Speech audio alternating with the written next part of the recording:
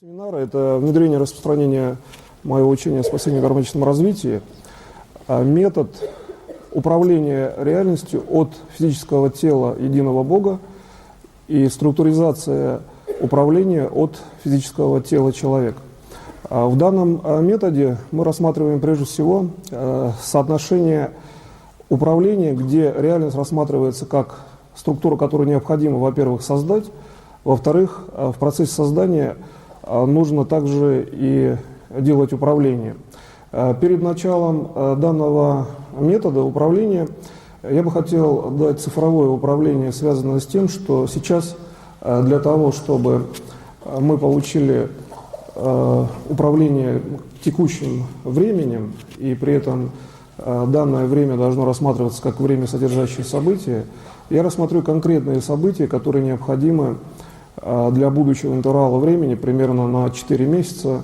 И этот интервал подразумевает конкретную практику управления, где события уже сейчас выявлены. Вот когда речь идет о действии от физического тела создателя, то для него события существуют физически. И в связи с этим мы рассмотрим здесь конкретную практику. Практика заключается в том, что числовой ряд, который сейчас я буду давать, он прежде всего соотносится с уровнем макрополитических событий. И здесь ситуация следующая, что для того, чтобы не было каких-то экстремальных ситуаций в плане именно необходимости предотвращения возможной глобальной катастрофы, необходимо через числовой ряд 1, 8, 9, 1, 4, 1, 8, 5, 1, 4 сделать управление, направленное на то, чтобы все избранные президенты в разных странах, где есть ядерное оружие, чтобы эти президенты находились при нормальном здоровье и не были, как, например, есть возможность в США, каким-то образом устранены путем, предположим, военного переворота. Вот этот вариант управления, он такой, что вычерчивается область, которая характеризует именно область стран, где есть, например, официально или неофициально зафиксировано наличие ядерного оружия, и при этом делается управление, чтобы, например, реструктуризация этого оружия происходила именно на уровне внешнеполитического управления. Когда мы рассматриваем реальные события, то мы видим, что первый признак физического тела единого Бога – это признак существующего, жестко зафиксировано в данный момент реальности. То есть время, оно жестко остановилось. Вот, например, если мы рассмотрим такой термин, восприятие как 1 секунда, эта ситуация будет такой, что именно вот эта 1 секунда, например, представим мысленно, что 1s, 1 секунда, это есть константа, из которой исходит все внешнее свечение реальности. То есть в эту секунду попадает вся макрореальность. Так воспринимает именно физическое тело единого Бога всю реальность. То есть реальность находится в любом, даже минимальном действии. И когда мы рассматриваем это по отношению к человеку, то есть структурируем управление от физического тела человека, соотнося именно с физическим телом единого Бога, то мы видим, что когда, например, вы делаете какие-то действия, предположим, вы пишете какой-то текст ручкой, то при этом в этот текст упираются, как правило, макропонятия. То есть, чтобы сделать какую-то запись, мы включаем в эту плоскую, казалось бы, запись макроявления мысленные, внешнего мира и так далее. По аналогии с этим, если мы рассмотрим, например, действие физического тела, то физическое тело человека при каких-то действиях, например, какой-то интеллектуальный труд, например, который все-таки потом, например, выводится в создание сложных технологий, приборов и так далее, он происходит таким образом, что человек мыслит, предположим, потом какие-то создаются технические системы, не обязательно технические, принятие правильного решения. И получается, что управление, идущее от макросистемы, в целевую систему, макросистему, мысль связана со всем внешним миром. И когда мы рассматриваем эту позицию, то видно, что действия все-таки достаточно узко и точно направлены, конечные действия. Получается, тело как система перевода макромира в конечные, точную управляющую систему.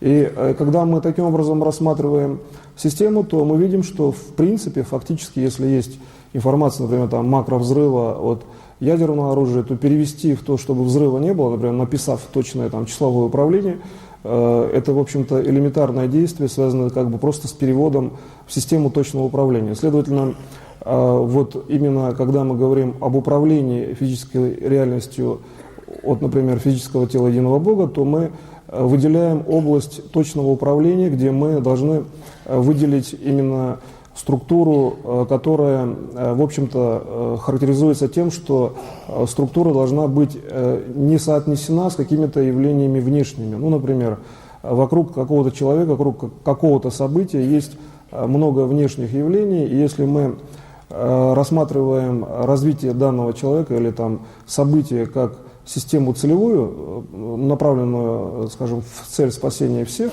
то мы видим, что эта цель, в принципе, заведомо существует уже изначально, но там простой пример, который я часто привожу, что там, чтобы следующую секунду там существовала планета, надо что-то сделать, чтобы она, например, да, не была разрушена. То есть действие по спасению всех – это естественное действие. Когда мы выделяем область именно точную, то есть область, где физическое тело единого Бога создает реальность, то это прежде всего точная структура восприятия и мышления человека. То есть когда мы мыслим, то первая система реальности создается в системе точного мышления человека. Таким образом, связь, вот прямая связь между физическим телом единого Бога и человеком, она такова, что создание Божие человек имеет постоянную систему связи в области своего мышления, то есть в системе, которая как бы не идентифицируется всеми. Ну, то есть, если можно сказать, что люди могут догадываться, или кто сенсорно развит, например, видеть, да, что мысли другие в плане там, этических еще запретов, то есть как бы управляющие общедоступное мышление, то получается, что мы имеем в данном случае вот эту вот постоянно существующую связь, как связь, которая репродуцируется как бы самим человеком. То есть признак свободы воли, он и является определяющим признаком в точности выделения области информации, где физическое тело единого Бога работает именно в точной системе, то есть дает именно точную позицию следующего уровня развития. Вот почему я сейчас выделяю именно структуру точного плана управления, потому что, ну, например, вот я сейчас даю определенную систему управления, там проходит какое-то время, до следующего раза, пока вот я даю, например, следующий уровень управления, система точности должна быть такой, чтобы, например, к следующему уровню уже были развиты, да, все необходимые системы для того, чтобы там всех спасти, управлять собственным там, здоровьем, организмом, событиями и так далее. И получается, что мы должны систему точности воспринимать так же, как логическую систему.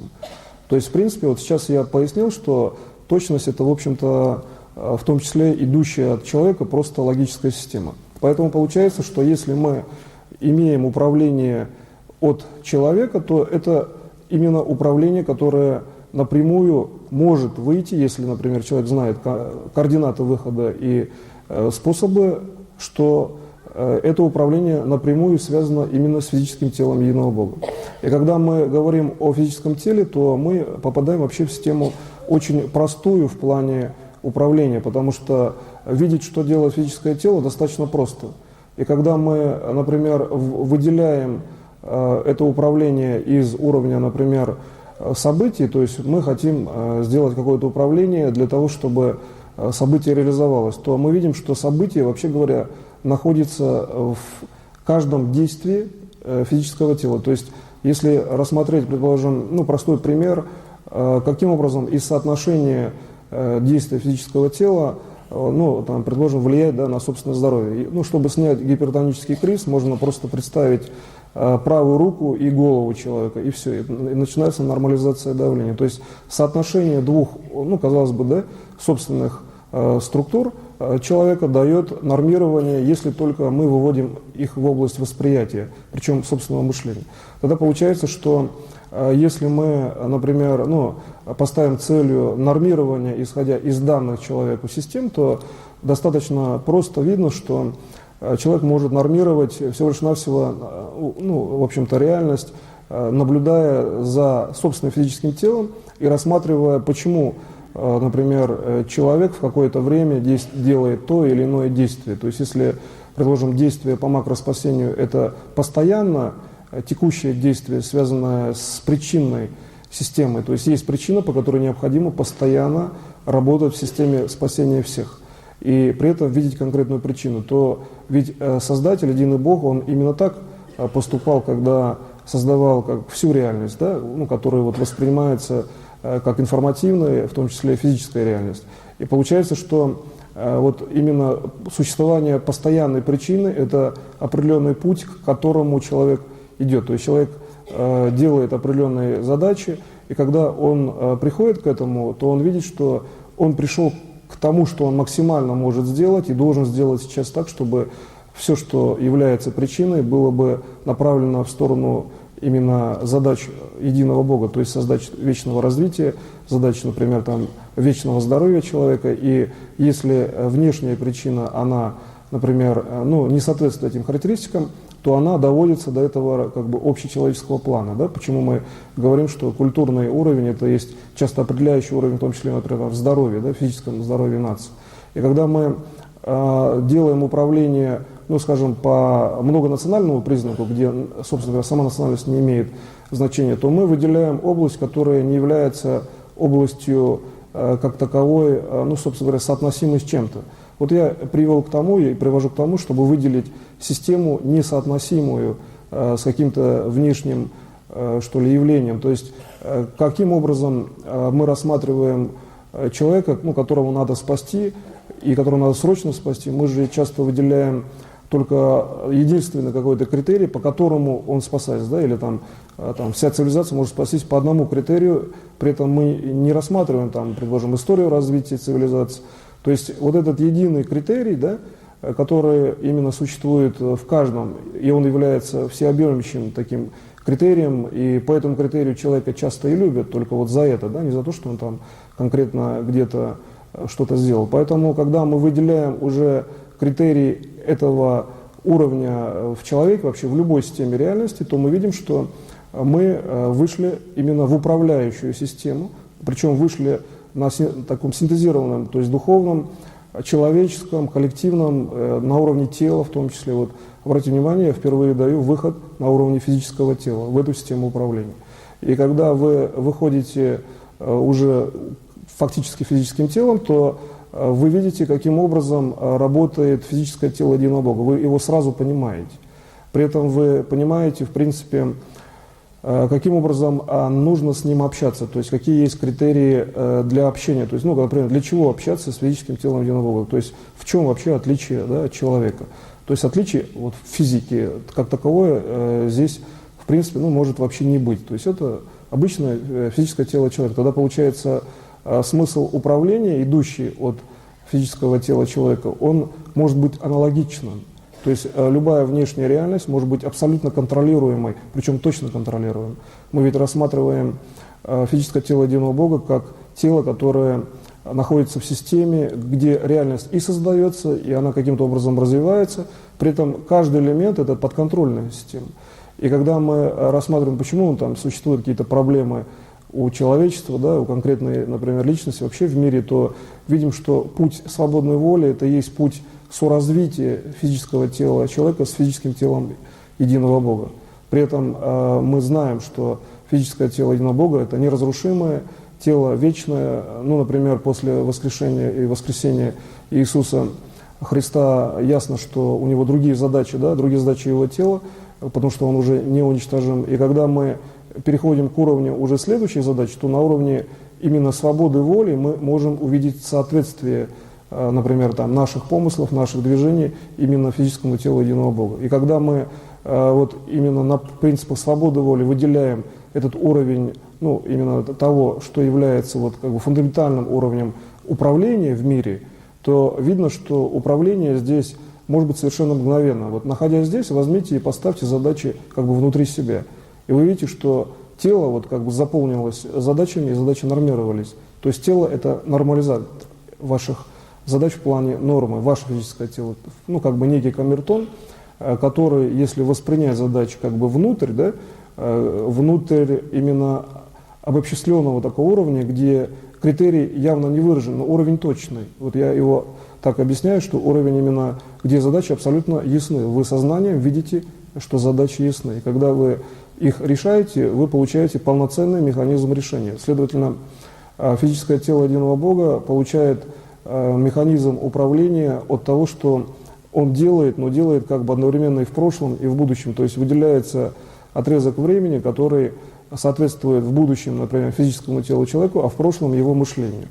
И если для будущего это, да, естественно и нормально, то есть ясно, что через секунду физическое тело человека находится в будущем интервале времени, то для прошлого мышления это нормально. То есть уровень нормирования в данном случае соответствует только мышлению. То есть ясно, что, ну, например, там, по варианту того, что о времени много сказано и много разных точек зрения, то проще всего для коллективного уровня сознания именно мысленно перенестись, там, предположим, там, на секунду назад и, связав этот интервал, там, минус, да, интервал, где можно мыслить, и будущее, где ваше физическое тело вы видите духовно, лучше всего в первую очередь именно духовно или там душой, то, связав эти два интервала, вы видите, как работает именно Бог, то есть как работает Он от физического тела, но своим мышлением. И здесь вот наступает именно разница в том, как мыслит физическое тело единого Бога и как мыслит, например, там, физическое тело человека. Так вот, уровень мышления, если там, предположим, выйти на уровень или там каким-то образом проструктурировать мышление специально, что клетка – это уровень материальный, ну, как бы более начальный, то получается, что выход на клеточный уровень – это уровень, который содержит в себе именно две компоненты. То есть клетка существует, ну, например, предшествующими процессами человека, и также есть у нее, например, там, будущий процесс, который, в общем-то, в клетке определен в виде там, ядра каких-то процессов именно внутриклеточных. Да? И учитывая, что клетка более жестко сжата там, ну, другими клетками организма, имеется физическая клетка, то для нее, например, следующее событие, это есть событие, ну, как бы в большей степени как событие, из которого идет управление через промежуточные клетки.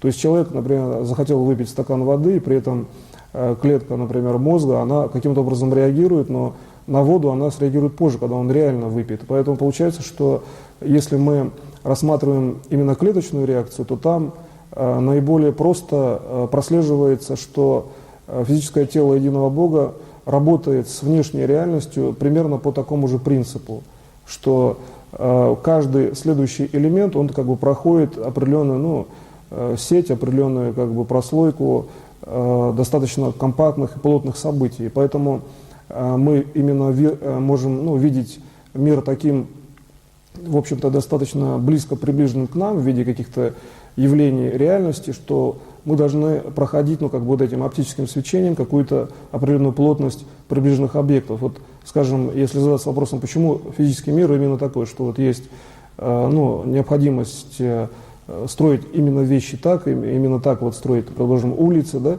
и почему именно такое движение транспорта, а не, скажем, ну, предположим, дороги не в 10 раз шире, да, если вот ставить вопрос, и взять и отключить, например, управление, ну, как бы мышление от уровня исторического развития. То есть вот взять средств текущего времени, то получается, что есть необходимость именно как бы уплотнения физической реальности в сторону человека, как бы вот этот определенный прессинг, ну, что ли, вот, элементов физической реальности. И когда мы видим этот принцип в социальных условиях, мы видим, что присутствие уже единого Бога, физического тела единого Бога в физической реальности, это есть факт, который вы можете, в общем-то, рассмотреть, ну, например, там, через посланцев, да, Божьих, там, через святых, через людей, которые просветлены, которые могут делать управление как бы более, ну, верхнее, нежели, например, социальные системы. И когда вы видите мир так, как он устроен, вы видите, что иерархия, ну, как бы некая распределенность по уровню управления, это есть то, что есть признак равенства по отношению к единому Богу именно. И когда вы смотрите признак равенства, что по отношению к единому Богу мы видим именно уровень тот, что равенство – это есть путь. То есть просто тот или иной человек проходит разный путь по отношению именно к физическому телу единого Бога в данном случае. И получается определенный уровень физической реальности. Почему в данном случае вот я рассматриваю именно физическое тело единого Бога? Потому что мы видим, что по аналогии, во-первых, как я показал, мы можем рассмотреть, как идет мышление, например, да, у физического тела единого Бога, и также мы можем рассмотреть, что нужно нам сделать, чтобы мышление, ну, скажем, было подобно, и мы могли, да, более точно размышлять в плане вот, достижения цели, например, да, потому что есть такой критерий: по свободе воли любое мышление, в общем-то, созидательного плана, оно является точным изначально, ведь человек как, по свободе воли как-то репродуцирует его. И когда вы видите, что именно физическое тело единого Бога является определяющим по отношению именно к социальным категориям, ну, например, там, в физическом теле единый Бог ходит там, по улицам, и когда вы видите так, то вы видите, как вообще можно переустроить тогда социальные условия в сторону, например, того, чтобы не взорвалась, предположим, там, ядерная бомба. То есть как сделать, чтобы, в общем-то, ну, вообще не возникла, вообще говоря, даже эта ситуация. Потому что принцип же очень простой.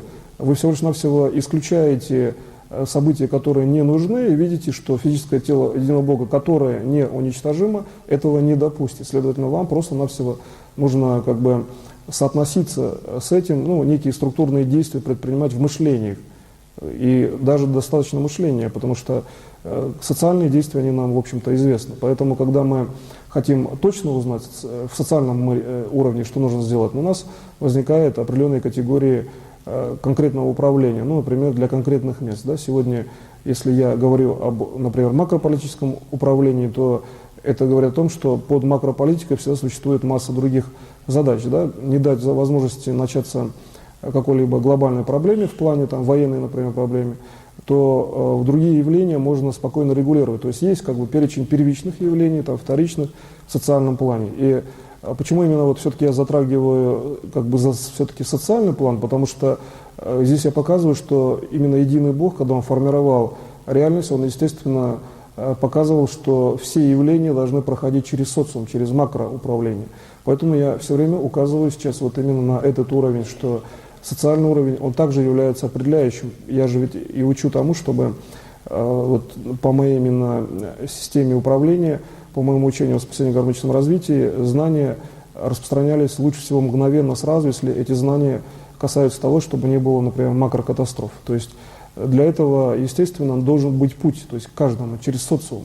Следовательно, социальные законы, вообще говоря, физические законы, законы физического развития, законы, например, нормирования здоровья человека, чтобы человек был здоров всегда, это законы, которые определяют также связь с физическим телом единого Бога. А вообще говоря, определяет связь с Богом как таковым. То есть мы рассматриваем в данном случае восприятие Бога как Бога всеобщего, и критерии его осознания различные. Поэтому получается, что любой процесс, он должен касаться нас. То есть если мы знаем, что может где-то быть там какая-то катастрофа, макрокатастрофа, следовательно, это в том числе и наша работа, чтобы ее не произошло. С точки зрения именно диалога с Богом, Создателем там, всей реальности. Поэтому получается, что в данном случае мы можем видеть путь таким, каким проходит, ну, например, физическое тело единого Бога в качестве там, да, человека, как человек, и делает просто подобно. То есть подобные действия, они всегда являются точными, когда мы рассматриваем именно этот момент. То есть мы рассматриваем физическое тело единого Бога, а критерии этого единства заключаются в том, что ведь когда мы говорим о Боге в более, скажем, общем, да, понимании, у каждого может быть свое понимание, то физическое тело – это есть единственный критерий точности, где все видят одинаково в виде, например, физического тела человека. Но физическое тело единого Бога – это и есть физическое тело человека, то есть Бог, он так и выглядит. Поэтому получается, что мы можем двигать, ну, например, сознание к физическому телу единого Бога, рассматривая так позицию, но мы можем рассматривать и так, что, естественно, единый Бог, он максимально является человеком, следовательно, мы можем рассматривать его действия как действия Создателя. Создавший, он так и проявлен. В нашем понимании, раз мы управляем, мы его можем именно так и воспринять. Следовательно, движение, именно вот размышление, движение мысли в сторону физического тела единого Бога, это есть то, что позволяет на каждом элементе нормировать реальность. То есть, ну, пример, вот, который я простой привел, что если рассмотреть, что физическое тело единого Бога находится на конкретных там, физических улицах, то его уже уничтожить нельзя, следовательно, не может произойти, например, там какая-то атака, ну, предположим, там на город, да, где находится физическое тело единого Бога. То есть получается, что критерии нормирования и управления в данном случае, они очень просты. И получается, что только лишь вот обращение к этому уровню дает как раз-таки полную норму знаний. Вот это как раз тот пример, когда критерий, как бы, ну, некий маяк, да, который мы выбираем в качестве соотношения с уровнем управления, он и есть полноценное и прямое знание, которое мы получаем практически мгновенно. Но ведь человек, он так и устроен, он вообще говоря, получает знания практически мгновенно. И поэтому, ну, в силу разных причин он может там по-разному реагировать или по-разному реализовывать. И вот этот принцип мгновенности, это еще раз говорит о том, что физическое тело человека, оно именно так и устроено, как физическое тело единого Бога. И когда вот этот принцип мгновенности получения знаний мы имеем как, ну, собственно говоря, как уровень управления, то в данном случае стоит добавить только один простой элемент, как уровень соорганизации, то есть как организации какого-то элемента реальности, так и следующий уровень, как бы следующей организации. Получается, что вот этот вот уровень соорганизации, он позволяет, в общем-то, делать управление уже отдаленными уровнями реальности, но уже человеку. И когда вы видите отдаленный уровень реальности по уровню, например, просто факта, да, собственного создания физическим телом единого Бога, то для вас становится совершенно элементарно и просто видеть, каким же образом вообще тогда единый Бог создал будущую реальность, например, конкретно для вас или, например, для всех.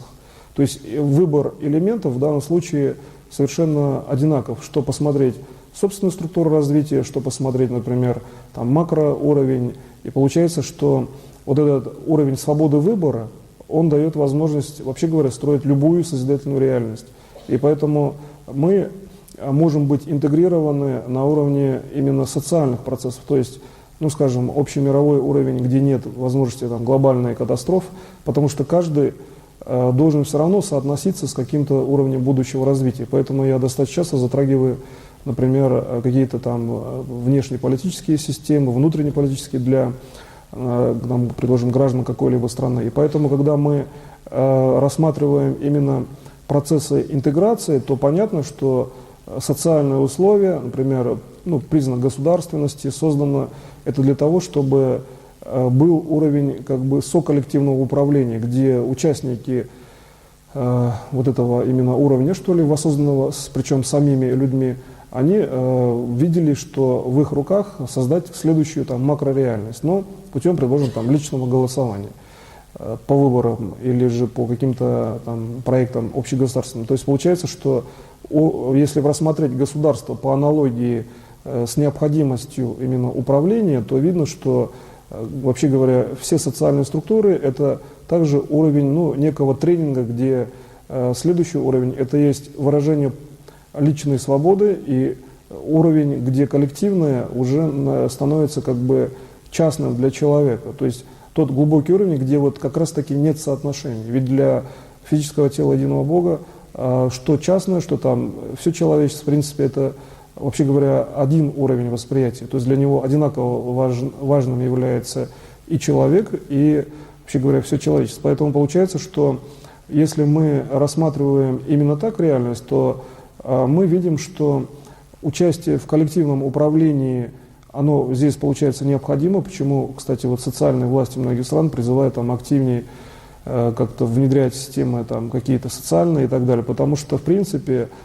здесь получается при такой технологии, что мы же участвуем также и как соотносимые с физическим телом единого Бога, который создал всех, в том числе там создал социальные процессы. Следовательно, соучастие – это, получается, ну, тот необходимый минимум, который человек должен делать. Когда вы смотрите на такие процессы, ну, с этой позиции, то увидите, что идет нормирование вашего здоровья даже при точном мышлении. Вот здесь вот есть еще один элемент управления. Можно точно мыслить, и вы получаете управление на любом расстоянии.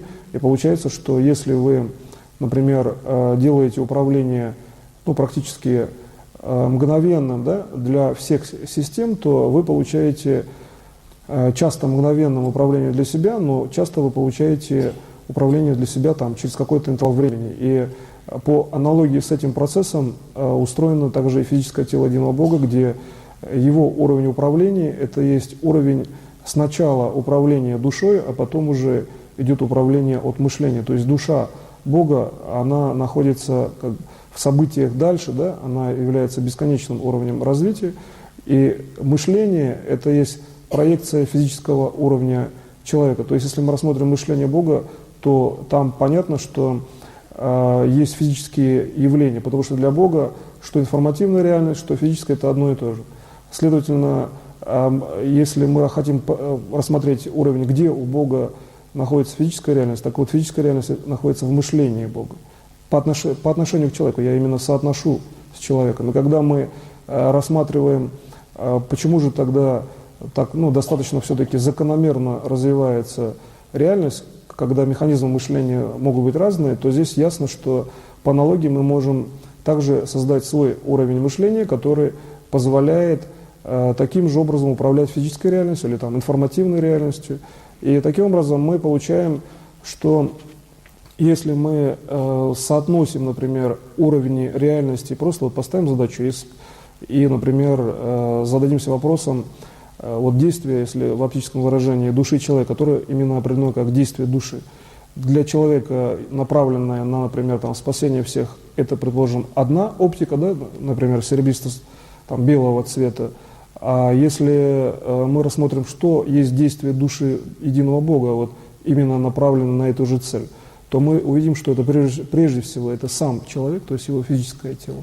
То есть воспримем, например, человека, который управляет, или, например, себя, и затем мы видим, в принципе, тот же самый серебристый цвет, только единственная функция его сразу бесконечна. То есть если у человека мы видим оптический уровень управления, а потом уже он переходит как бы в бесконечную фазу, из некой центральной точки идет рост в макробесконечность, то у Бога каждая точка – это уже бесконечность. То есть разница только в восприятии. И получается, что мы можем таким образом дифференцировать, где есть действие Бога, даже по оптическим критериям, а где есть, например, личное действие человека в плане именно максимальной или вообще абсолютной личной свободы. Таким образом, мы видим, что действие Бога, сонаправленное с человеком, находится именно в бесконечности. Ясно, что в бесконечном свечении все явления определены. И я считаю, что здесь можно сразу увидеть, вообще говоря, максимальный смысл управления, то есть смысл мгновенного и точного, самое главное, управления.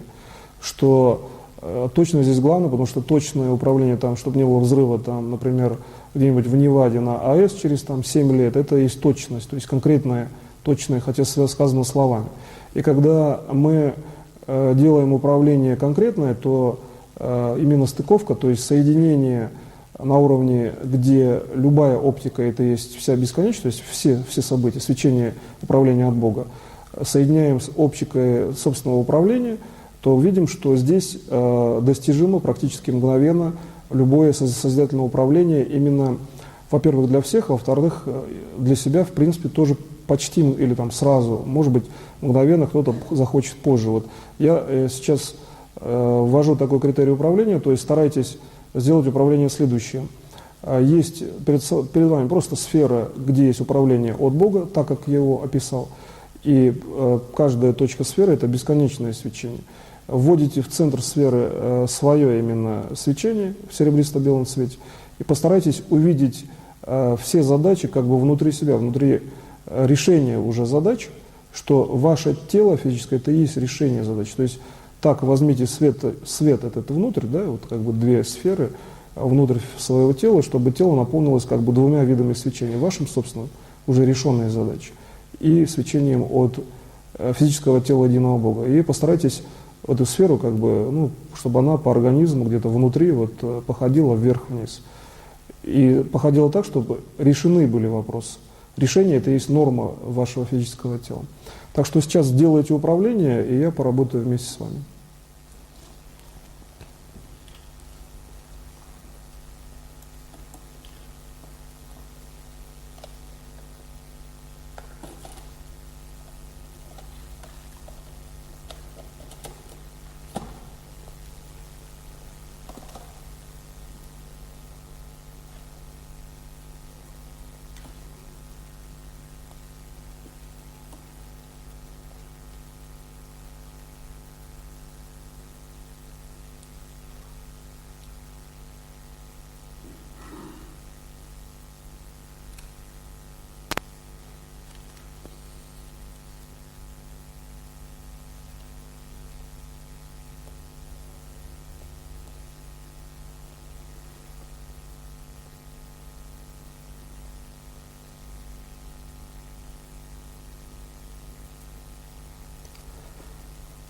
И когда вот вы делаете управление, что человек, он несоотносим, именно через это еще раз проводите управление, ну, с каким-то даже часто внешним явлением. То есть человек, он есть изначально та личность, которую выбрал единый Бог.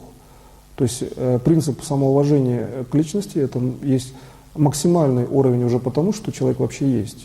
Бог его создал, ну, например, да, через родителей, но изначально это и есть действие Бога. Поэтому, когда вы видите управление по этому уровню, то постарайтесь увидеть собственный уровень, независимый от внешних причин. То есть вы уже являетесь личностью, потому что Бог вас создал, поэтому вы получаетесь именно, ну, в общем-то, самодостаточным уровнем в управлении, и вам часто не обязательно там реагировать на какие-то внешние вокруг вас события, вы в любом случае достигнете цели по макроспасению, это уже точно. То есть вот вы когда так смотрите на управление, то вы видите, что почва, то есть, ну, собственно говоря, больше даже ближе к идеологии, да, получается, хотя это и есть управление, то есть здесь в данном случае то, что я назвал слово идеология, это уже внешняя информация.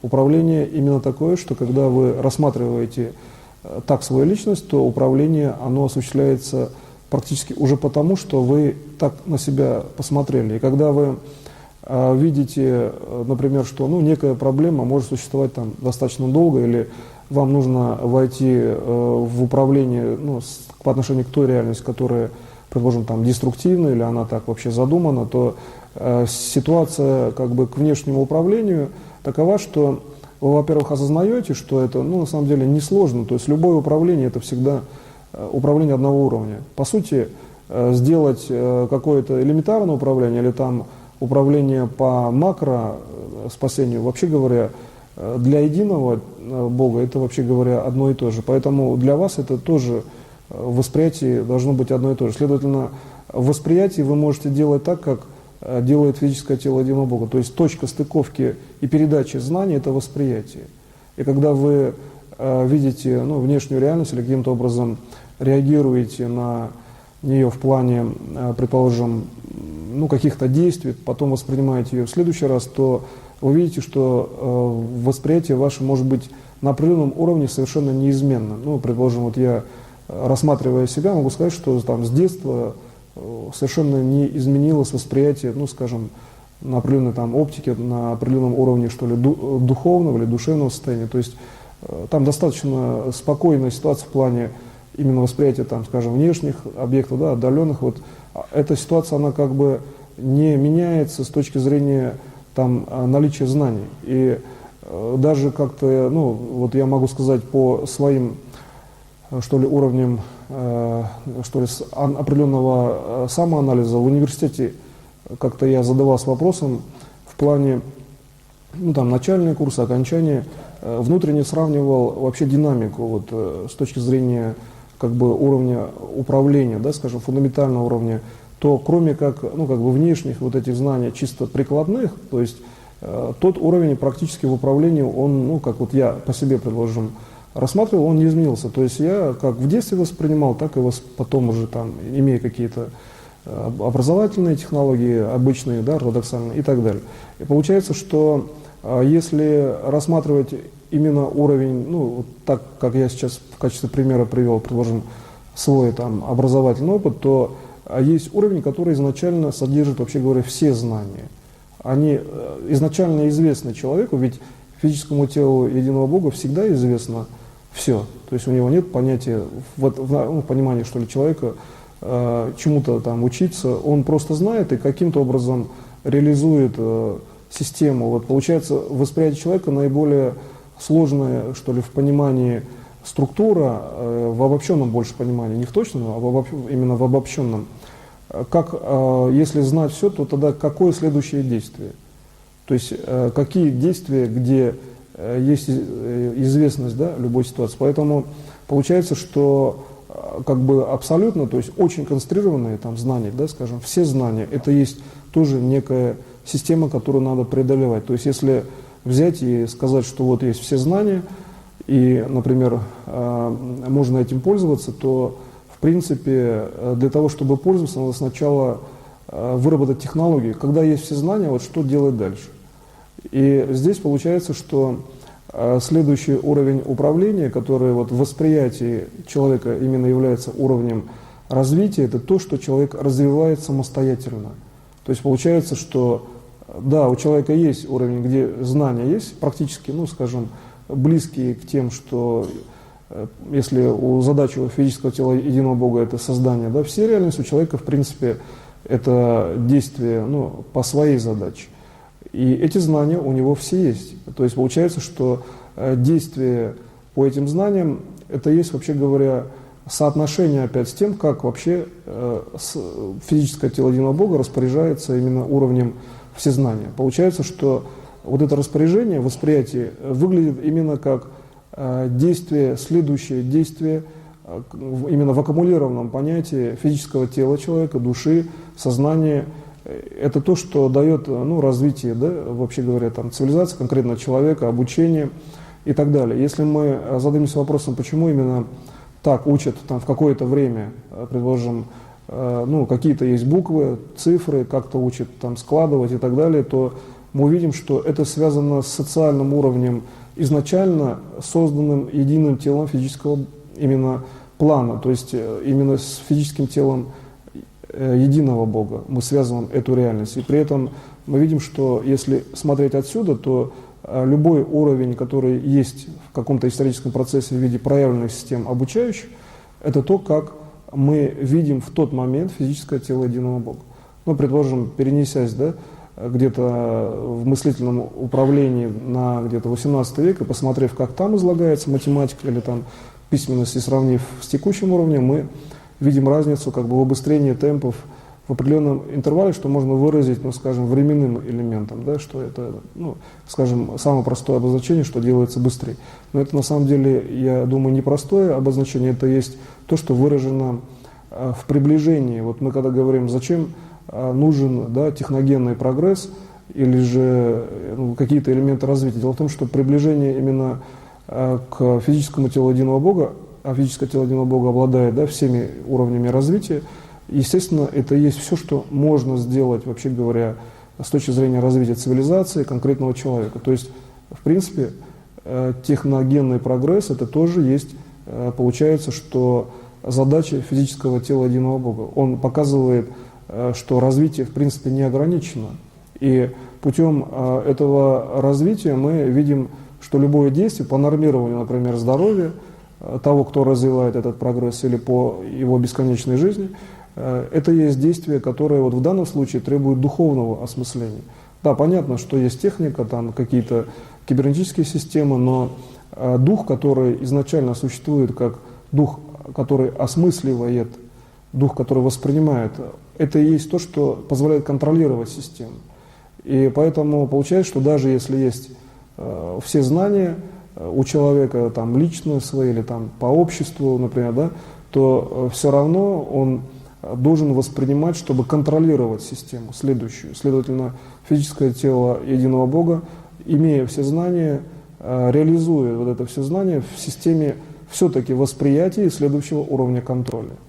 И получается, что, ну, для этого понятно, что нужны там, человеку, например, глаза физические или там язвы, ну, как, например, если мы рассмотрим, предположим, вариант, что у человека, ну, есть некое заболевание, да, предположим, язвенная болезнь, то мы видим, что это заболевание, казалось бы, да, это желудочно-кишечный тракт, тем не менее, ну, предположим, конкретно там язва желудка, рассмотрим такое заболевание, то мы видим, что когда есть восприятие, ну, скажем, там, белого цвета физическими глазами, то язва восстанавливается, то есть организм восстанавливается быстрее, язва практически исчезает, если все время, ну, или представлять, или смотреть на белый цвет. Если на зеленый, там, предложим, с какими-то темными крапинками восприятий, то мы, ну, как бы затягивается восстановление этой язвы. То есть здесь задача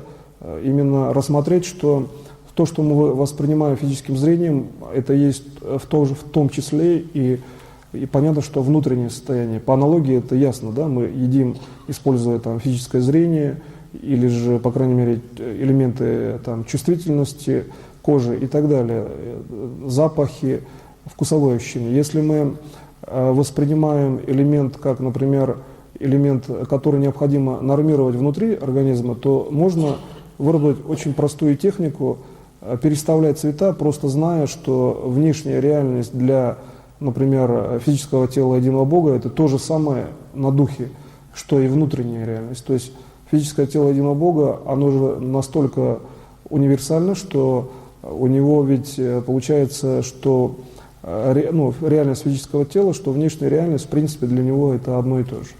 И получается, что нормированием этого элемента достаточно, физического тела, например, достаточно, просто-навсего взять какой-то цвет, вложить смысл восстановления, например, там белый цвет восстановления от язвы, да, например, желудка, то только лишь достаточно вложить мысль, и тогда идет восстановительный процесс, который в дальнейшем, если мы, вообще говоря, вкладываем даже в свою мысль как мысль управляющую, то этот процесс приводит к тому, что мы можем вложить управление следующего плана. Например, растет травинка возле ядерной АЭС. Надо вложить смысл, что она не будет разрушима. Это зона Земли просто. Но мы вышли через травинку. То есть, и когда мы видим, что она не будет разрушена, например, от радиоактивного там, излучения, ясно, что АЭС не взрывается. Но радиоактивное излучение мы позже добавили. И получается, что вот интеллект, то есть развитие человека, следующий уровень, да, его развития, то есть как бы, я некие ножницы сделал, то есть от одного уровня к другому, это есть то, что создает реальность, то есть мышление физического тела единого Бога, оно таково, что для того, чтобы создать следственную реальность, создается, например, вот эта травинка. То, что сейчас я сделал, я просто прошел по, например, мышлению физического тела единого Бога. Получается, что элементы создания, которые существуют в мире, вообще элементы реальности, получается, что они как бы, в логическом восприятии должны быть разделены на элементы, те, через которые происходит создание, и те, которые, созданы уже в готовом виде, да, существуют. Но для физического тела единого Бога, опять же, возвращаясь к тому, что для него все элементы реальности это есть на самом деле единое, то есть для него все равны, включая там, например, уровень микромолекул каких-либо или субмолекулярных состояний. И когда вы смотрите таким образом на реальность, то видно, что именно физическое тело человека – это есть уровень, который нормирует все эти системы между собой. То есть если мы рассмотрим вопрос, вот почему именно человек определяет экологическую ситуацию, а не представитель, например, животного мира или растения, да? Потому что вот задача нормирования системы возложена именно на физическое тело человека, в принципе, в том числе как на таковое тело, вот просто как на форму. И поэтому, когда я говорю о том, что физическое тело должно вечно жить и развиваться у каждого конкретного человека, то я имею в виду в том числе и то, что в данном случае это тело, которое поставило такую задачу и накапливает знания, уже все больше и больше делает для внешней реальности, в том числе и для себя. И получается, что таким же образом устроено и развитие во внешнюю систему, именно бытовое развитие, вот что делает физическое тело единого Бога, что он конкретно пьет, да, или ест, например.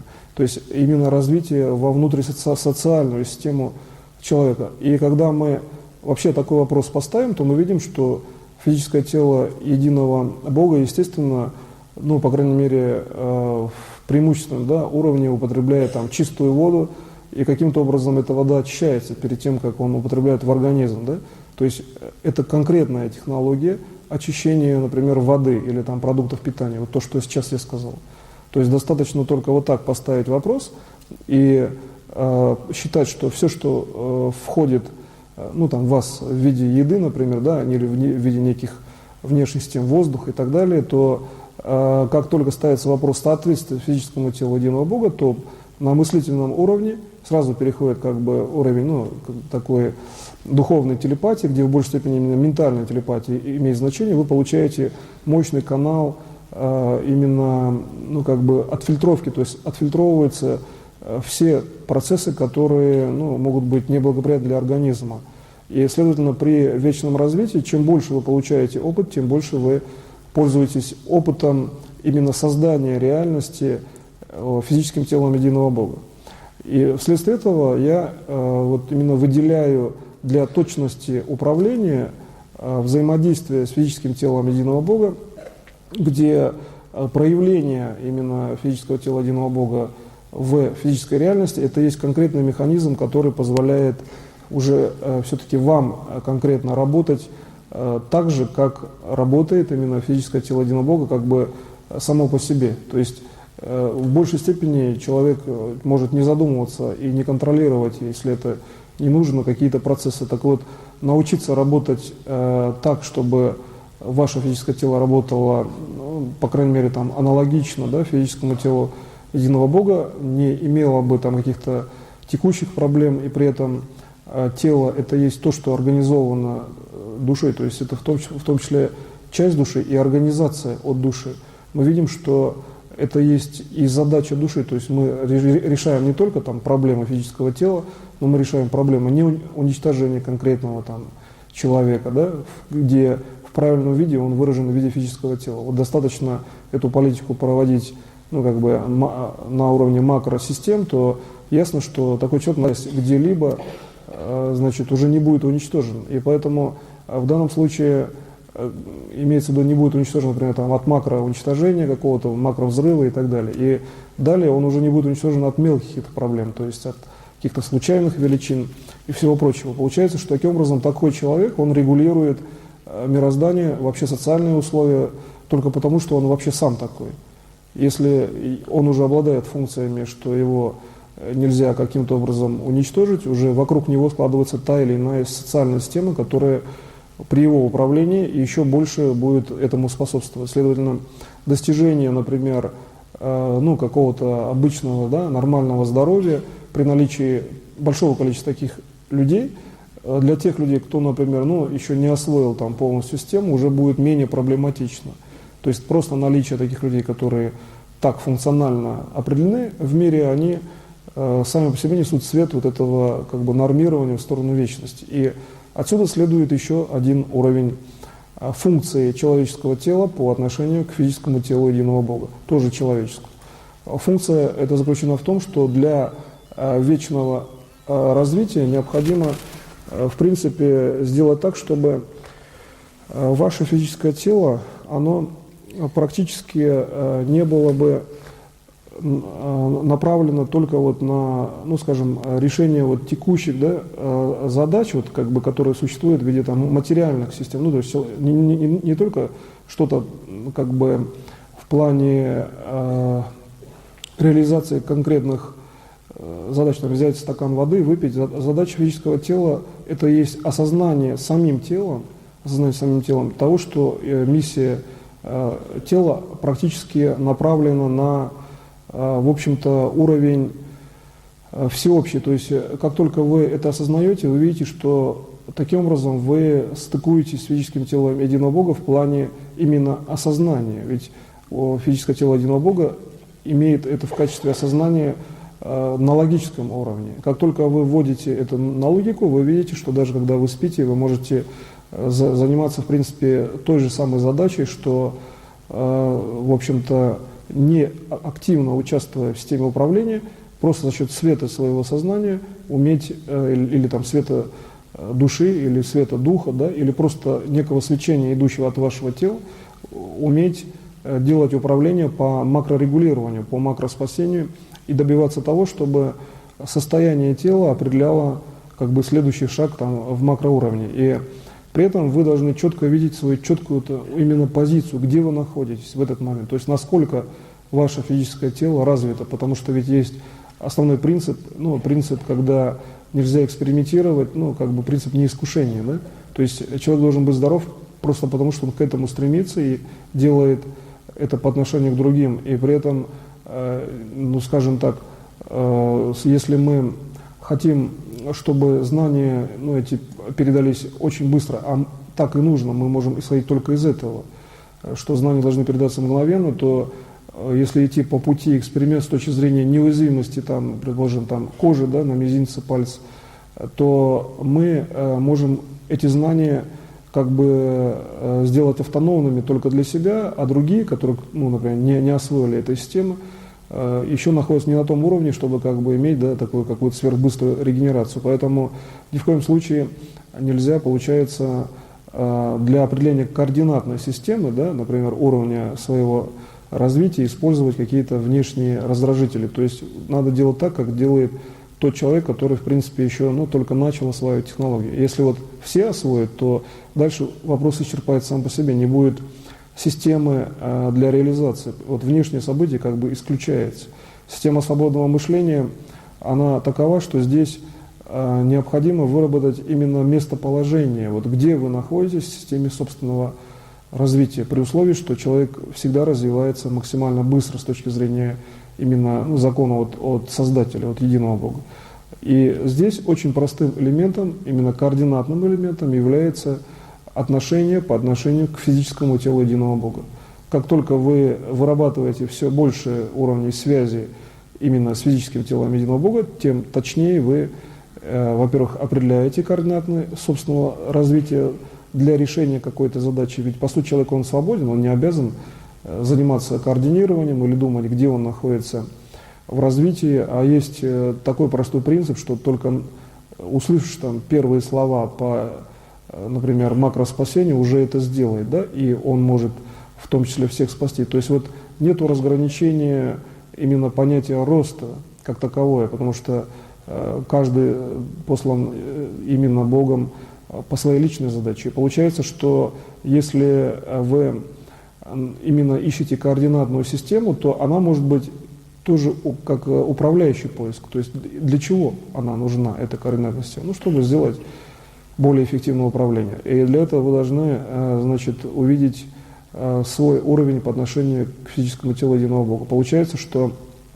в данном случае самый простой уровень увидеть это положение, это посмотреть, ну, как бы глубоко, можно сказать, да, в душе, скорее это будет как глубоко именно в центре событий. Вот. Взять и посмотреть внутри физического тела своего.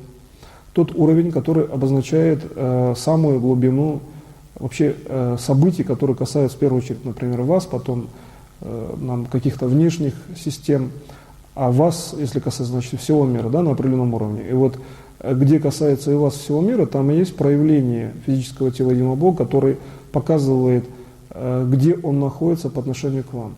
И первый уровень, если взять оптику управления, взять, например, от вашего сердца, направить луч в сторону, например, желудка, потом взять и этот свет сделать таким очень всеобъемлющим, чтобы он превратился как бы во внешний свет и осветил вашу кожу. То есть вы себя создали от сердца.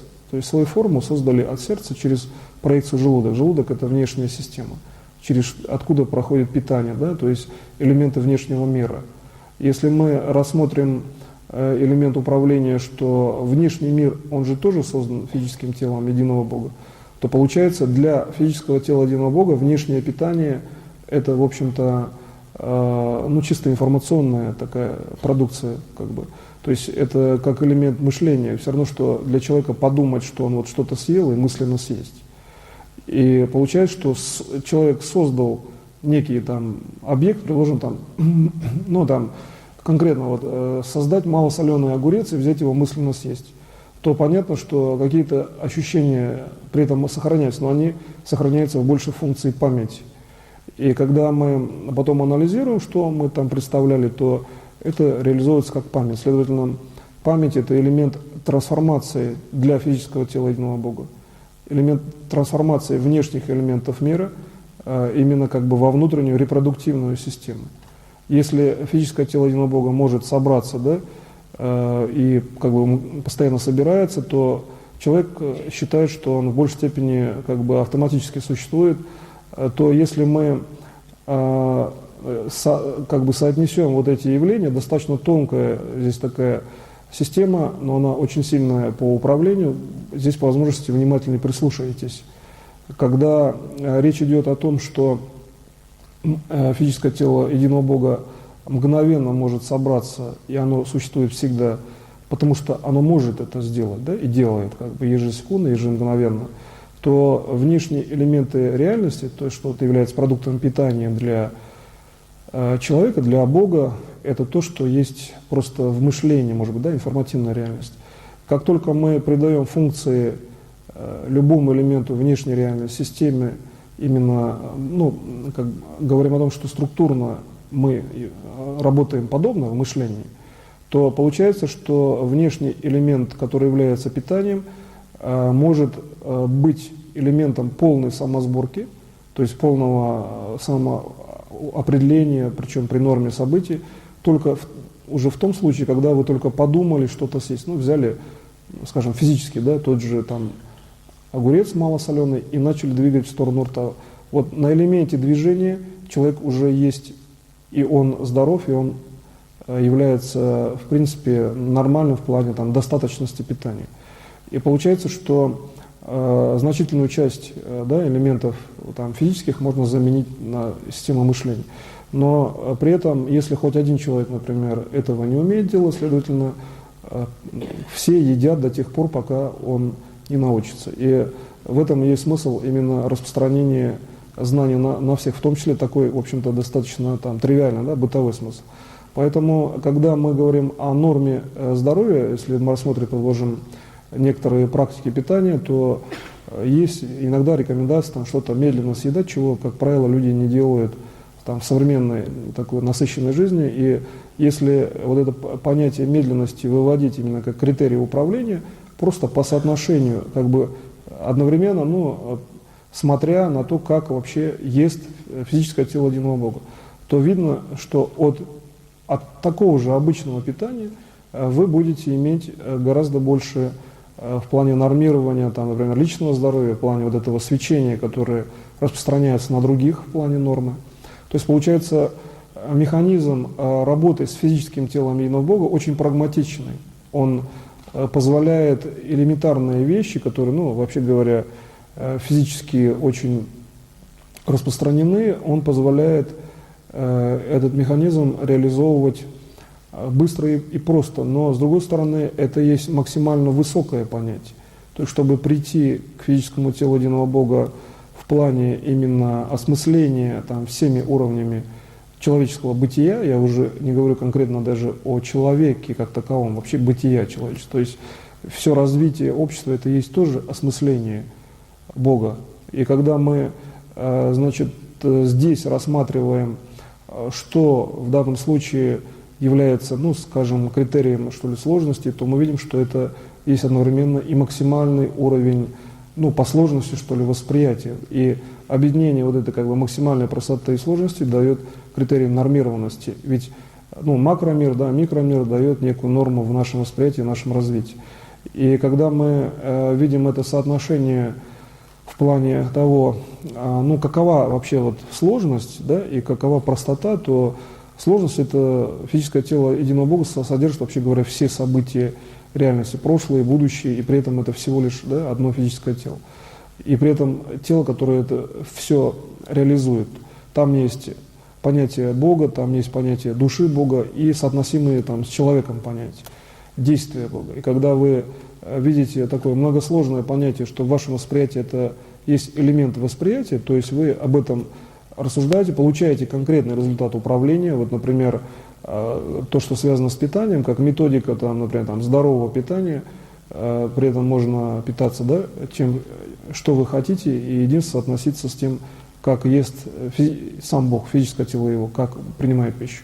И когда вы видите, что соотношение это есть путь, то есть, то ясно, что если даже говорить о сложных понятиях или там о простых, то чем дальше мы от простых идем к сложным понятиям, тем просто более устойчивым, то есть более точным становится путь, более как бы зафиксированным. Каждый следующий шаг, он становится более, в общем-то, продуктивным с точки зрения развития души, в первую очередь, вашей души. Именно с точки зрения того, как Бог заложил именно истину развития в вас, то есть вашего развития.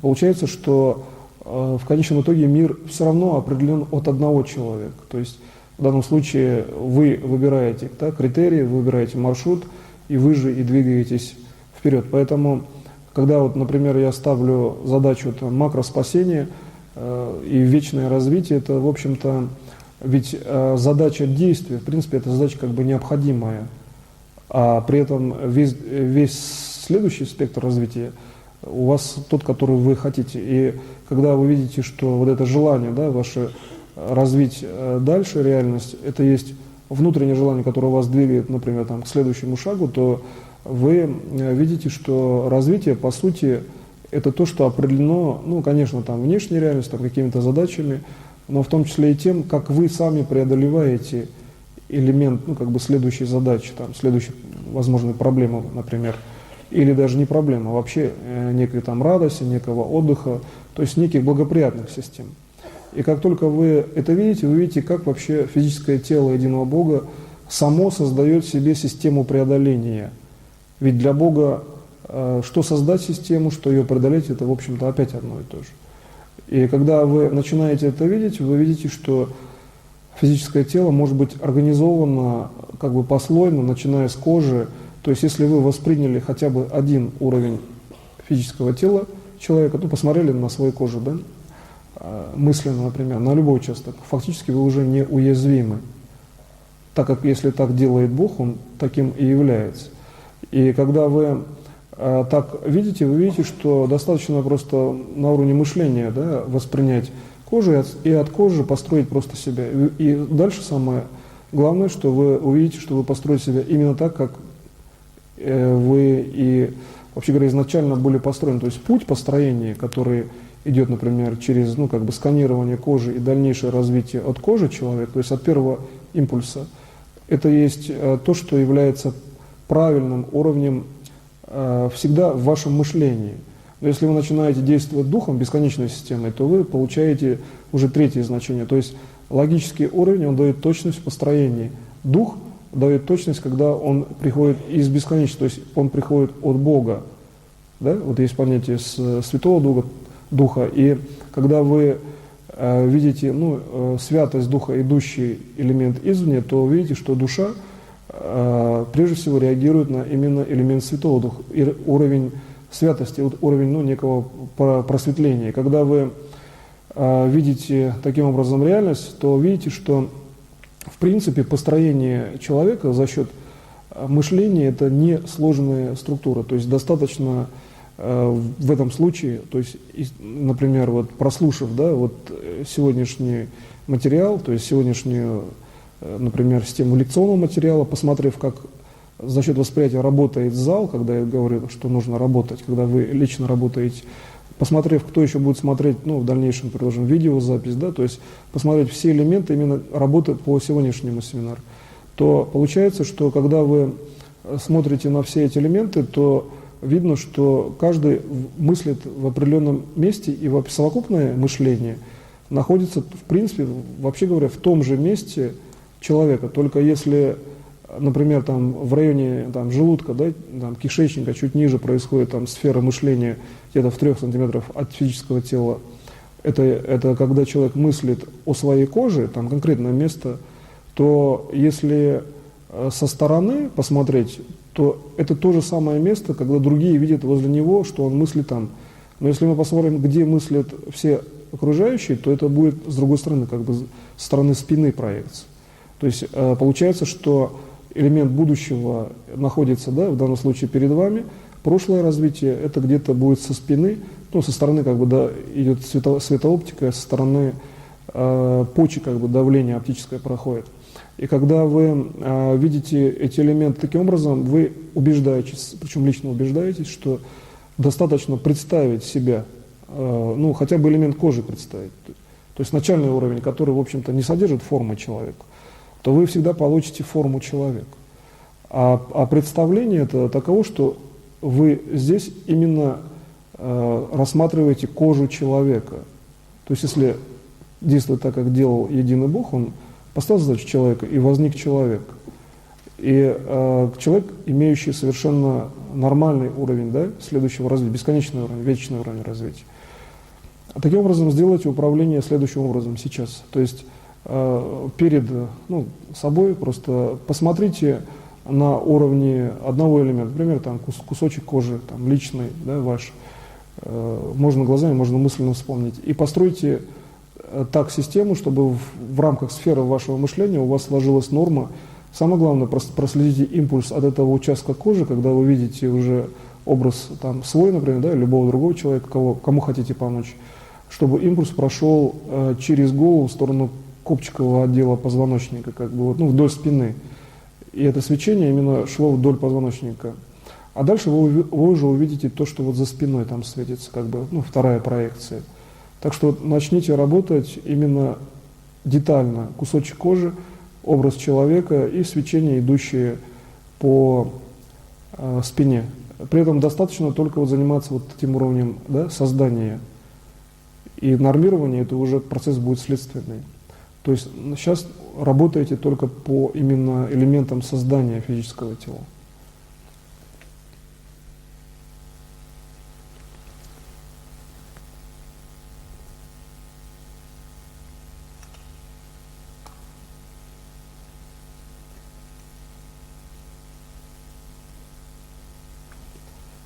Когда работаете по созданию физического тела, обратите внимание, что Бог, создатель души, показал, как структурировать душу. То есть посмотрите на оптику души, заглянув как бы внутрь себя, посмотрите, где структура вашей души, и можете по структурному уровню выйти выше. То есть уметь структурировать душу – это очень серьезный уровень управления, внутреннего управления. Когда вы выходите на более высокое свечение, вы можете увидеть как бы следующие задачи уже души фактически. То есть имеется в виду следующие, они не обязательно только для будущего. У души могут быть задачи для прошлого. И когда вы смотрите таким образом на реальность, вы видите, что норма, идущая от правильного создания, именно когда вы понимаете, как создается и делаете сами, да, по созданию, например, человеческого тела, то вы видите, что нормирование событий учитывает то, что есть в душе вашей изначально. Ведь знания к вам пришли из души, фактически. И когда вы увидите вот этот внутренний уровень знания, это, в том числе тот уровень, о котором я говорил, что он не меняется. И когда вы его видите, что он реализуется там в коллективном знании, то есть вы можете практически все, что вы считаете необходимо, а лучше максимально, что необходимо для спасения, да, передать, то вот именно по моему учению и получается, что душа, передающая спасение, во-первых, это делает сразу и реально, во-вторых, вы можете на логике дополнить, на словах дополнить какими-то технологиями. То есть вот именно уровень того, что душа на самом деле это делает сразу, и самое главное, реально. То есть желание спасти – это та реальность, которая максимально определена в этом мире. И когда вы работаете просто даже выражая желание, то вы уже работаете максимально. И получается, что именно словесный уровень, то есть чтобы, предположим, дополнить, именно уточнить, да, какими-то словами, это уровень опять можно рассмотреть как уровень взаимодействия с физическим телом единого Бога. То есть рассмотрев, как работает, например, единый Бог, проговаривая, да, какую-то ситуацию, то вы видите, что эта ситуация может быть таковой, что он сначала проговаривает это на уровне действия. То есть, предположим, вы рассматриваете процесс, когда следующее действие это есть в том числе Слово Божие. То есть он обозначил с какими-то словами, да, в вашем восприятии. То получается, что проговор это то, что вы воспринимаете словами. Ваше восприятие мысленное. То есть для каждого он проговаривает по-своему, получается. И когда вы видите такое, личное отношение к каждому, то воспринятое действие это есть уровень, который вы можете реализовать уже потому, что вы видите, как он проговорил и откуда. То есть вы видите, откуда он говорил. Вот как только вы это знаете, вы уже видите точку, откуда он именно говорит, и вы определяете его физическое месторасположение. Когда вы по отношению к нему себя определяете, вы можете, например, на него физически посмотреть глазами, а можете, ну, там, мысленно его рассмотреть там, в какой-то точке, в каком-то месте. И тогда вы получаете прямые знания. То есть знания, которые определены уже тем, что именно тот уровень, который также не меняется, который имеет абсолютно всегда один и тот же статус, это и есть единый Бог. То есть вы имеете оттуда те знания, которые, естественно, они не меняются, потому что вы их, если раз там когда-то увидели или видите их, например, там постоянно, то они на том уровне и находятся. И вот этот уровень, где вы видите, ну там мысленно, да, или же там физически видите физическое тело единого Бога, этот уровень, он таков, что вы можете уже здесь иметь прямые знания того плана, который говорит о том, что здесь именно воссоздается духовная картина мира. То есть вы сначала на духовном уровне ее определяете. И часто же вы замечаете, что сначала некие духовные ощущения, то есть на духе воспринимается, а потом вы переводите в структуру сознания. Следовательно, дух – это есть первично более точная величина в плане контактности именно с физическим телом единого Бога. Если вы контактируете, ну, на коллективном уровне есть определенные информационные системы, относящиеся к Богу, и каждый может там по-разному воспринимать. Есть, ну, определенные там теософские системы, есть определенные уровни, ну, религиозные, то здесь можно увидеть, что на самом деле любой уровень восприятия – это есть уровень, который напрямую связан все-таки с физическим телом единого Бога, потому что когда мы рассматриваем именно физическое тело, то здесь есть восприятие от физического тела к физическому телу. И когда мы рассматриваем уже дальнейший уровень, но это уже уровень действия Бога, то мы видим, что подобные действия могут быть, ну, уже человека моментальные, точные, быстрые, и которые, в общем-то, приводят к точному результату уже потому, что мы не занимаемся, например, тем, что, предложим, там, рассматриваем какие-то методики, детализируем или что-то там на где-то вторичном или там третичном уровне, или там десятом в плане именно что-то вычитывания чего-то, как бы делаем, да, в следственных системах. Следственные системы, они хороши, если они содержат фундаментальный план, все равно. И получается, что мы можем вполне здесь исходить из того, да, если есть какие-то следственные системы, да, ну, некие там методики, связанные с какими-то действиями, с какими-то алгоритмами, то привнеся в них фундаментальный смысл своего положения по отношению к физическому телу единого Бога и рассмотрев, как идет свет Божий, да, к вам, а рассмотрев его положение, вы видите, как он идет. Потому что, ну, если человек стоит, например, там светит фонариком, при этом, да, невзирая на стены и все прочее, естественно, вы видите, как проходит свет. И вот его свет, идущий к вам, а уже если даже в конкретных методиках, то вы видите все равно его работу, да, его действия. Все следственные системы – это все равно некие, желательно, чтобы был путь, именно рассмотрев который, вы видите именно его действия. И когда вы уже переходите к конкретным действиям, ну, предположим, там, по саморегенерации, по каким-то проблемам, которые вам надо решить, то видите, что по сути, сразу видно, что по сути проблема, вообще говоря, как правило, информативно, она очень бывает проста. То есть любая проблема в прогностике, там, она сразу может быть видна как простой уровень и, в общем-то, быстро разрешаемый уровень. И когда вы до такого уровня, ну, в духовном развитии уже доходите в плане там, да, действия управления, может быть так, что это займет минуты там, да, или больше времени, вы видите, что есть уровни, где все проблемы могут быть достаточно просто решены. Первое – это спасение всех, то здесь получается, что вот этот очень простой и известный уровень – это опять есть то же самое состояние, которое я определил как состояние, которое не меняется.